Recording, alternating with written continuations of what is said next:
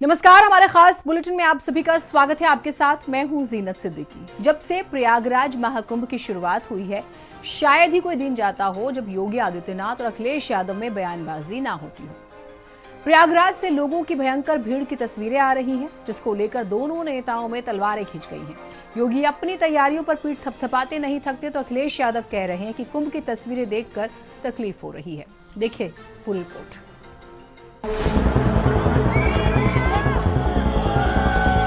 अभी हम 3 घंटे से फंसे हुए हैं। रोकी बाग से पूरा एकदम जाम है। यहाँ पे बहुत ज्यादा भीड़ है। हम लोग आके यहाँ पे फंस गए हैं और ना ही कोई सुविधा है जो हम लोग यहाँ से निकल पाए वापस। ना ही प्रशासन हेल्प कर रही है। आप सभी लोग ट्रैक को खाली करिए, तत्काल नीचे से जाइए, नीचे से। फिर शुरू हुआ वीवीआईपी ट्रीटमेंट विवाद। पहली बार ऐसा देखने को मिल रहा है कि प्रयागराज के लोग हाउस अरेस्ट हो गए। सरकार की बदनामी से सनातन विरोधी तक। नकारात्मक पैदा करके भारत और सनातन धर्म के विरोध में अपने आप को सदैव खड़ा करता। फिर भिड़ गए योगी अखिलेश। 100 करोड़ का इंतजाम करने वाले 40 करोड़ का इंतजाम क्यों नहीं कर पा रहे हैं? 29 दिन में 45 करोड़ श्रद्धालु अब तक वहाँ स्नान कर चुका है। सूबे के पूर्व सीएम अखिलेश यादव लगातार प्रयागराज महाकुंभ को लेकर सवाल कर रहे हैं। अखिलेश यादव आरोप लगा रहे हैं कि सरकार ने भरपूर बजट होने के बाद भी व्यवस्था सही नहीं की। लोग हाउस अरेस्ट हो चुके हैं। आरोप का जवाब सीएम योगी ने खुद दिया और हमला काफी तीखा किया। क्या प्रयागराज में लोग हाउस अरेस्ट हैं? अभी अखबारी की अगर बात माने तो 300 किलोमीटर का लगभग वहाँ पर जाम लगा हुआ है। प्रयागराज में जितने भी रास्ते हैं आने जाने के, सब पे जाम है। पहली बार ऐसा देखने को मिल रहा है कि प्रयागराज के लोग हाउस अरेस्ट हो गए हैं। वो न बाहर जा सकते हैं, न कोई उनके पास मिलने आ सकता है। जो इंतजाम सरकार को करने चाहिए थे और सरकार ने सबको बुलाया है। 100 करोड़ का इंतजाम करने वाले 40 करोड़ का इंतजाम क्यों नहीं कर पा रहे? जो आप देख रहे होंगे, जो लोग कर नहीं पाए, आज वे महाकुंभ के बारे में वही दुष्प्रचार करते हैं। कहते हैं साहब वीआईपी दर्शन हो रहे हैं। वीआईपी दर्शन क्या हो रहे हैं? कुंभ में तो हर व्यक्ति आएगा, वहां तो किसी के साथ कोई भेदभाव नहीं है। न जाति का भेद है, न पंथ का भेद है, न क्षेत्र का भेद है, न भाषा का भेद है। पूरा देश आ रहा है और 29 दिन में 45 करोड़ श्रद्धालु अब तक वहां स्नान कर चुका है। आप मुझे बताओ, भारत और चीन के बाद किसी देश के पास 45 करोड़ की आबादी निवास करती है क्या? और एक अस्थायी शहर में 45 करोड़ श्रद्धालु आकर के डुबकी लगा करके चला जाए, तो इससे बड़ी बात और क्या हो सकती है? क्या अखिलेश यादव को वीआईपी ट्रीटमेंट चाहिए?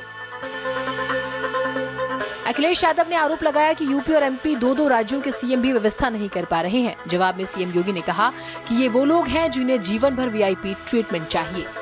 अभी तक किसी ने भी इतना पैसा नहीं खर्च किया होगा जितना इस कुंभ में खर्च हो रहा है। अगर 10,000 करोड़ से ऊपर पैसा खर्च हुआ है और दिल्ली की सरकार ने भी मदद की है, तो ये व्यवस्थाएं क्यों नहीं बना पा रहे हैं? लोगों को सुविधा क्यों नहीं दे पा रहे हैं? लोग वॉशरूम कहाँ जाएं? गाड़ियों में कैद हैं, गाड़ियां चल नहीं पा रही हैं। अब दो मुख्यमंत्री ट्रैफिक का इंतजाम कैसे करें, मैनेजमेंट के लिए उतर पड़े हैं। यूपी के मुख्यमंत्री तो पहले से ही इंतजाम में निकल पड़े। सुनने में आ रहा है कि मध्य प्रदेश के भी मुख्यमंत्री निकल पड़े हैं। नकारात्मकता फैलाने वाले कौन लोग हैं? ये नकारात्मकता फैलाने वाले वही लोग हैं जिन्होंने जीवन भर वीवीआईपी ट्रीटमेंट लिया है। सरकार की वीवीआईपी सुविधाओं का उपभोग किया है और किया ही नहीं, आने वाली पीढ़ी के लिए भी एक रास्ता खोलने का प्रयास किया था उन्होंने कि वे तो ले ही ले, लेकिन उनकी आने वाली पीढ़ी भी इस सुविधा का उपभोग करे, जैसे देश उनका बपोती हो। ये वही लोग हैं जो नकारात्मक पैदा करके भारत और सनातन धर्म के विरोध में अपने आप को सदैव उसके खिलाफ दुष्प्रचार करने में मशगूल रहते हैं। ये वही लोग हैं जो इस प्रकार का दुष्प्रचार कर रहे हैं। अखिलेश यादव के साथ साथ डिंपल यादव ने भी सरकार के आंकड़ों और व्यवस्थाओं पर सवाल उठाए, जिसका जवाब खुद सीएम योगी ने दिया। जो लोग झूठ बोलते हैं और जिस तरह पूरे देश के सामने झूठ का जो पर्दाफाश हुआ है, तो कहीं ना कहीं ये बात हम समझ लेनी चाहिए। और वो भी संत लोगों से आपने झूठ बोला, वो भी अखाड़ों से आपने झूठ बोला है।